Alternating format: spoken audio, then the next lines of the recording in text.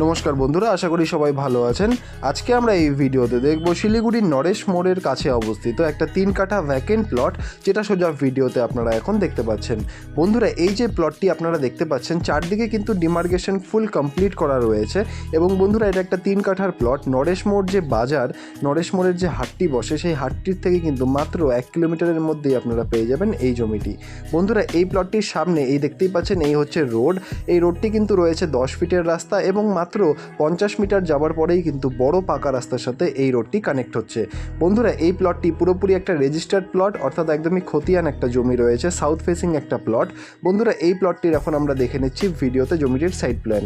যেমনটা দেখা যাচ্ছে বন্ধুরা, যে সামনে আপনারা পেয়ে যাবেন জমিটির একটা 10 ফিটের কিন্তু রোড, এবং সেই রোডের সাথে জমির যে ফ্রন্ট, সেটা কিন্তু আপনারা পাবেন অ্যাপ্রক্সিমেটলি 30 ফিটের, এবং লম্বায় প্রায় জমিটি কিন্তু রয়েছে 72 ফিটের। বন্ধুরা, এটা একটা সাউথ ফেসিং জমি এবং দারুণ একটা প্লট রয়েছে বাড়ি করার জন্য, অর্থাৎ রেসিডেন্সিয়াল পারপাসে।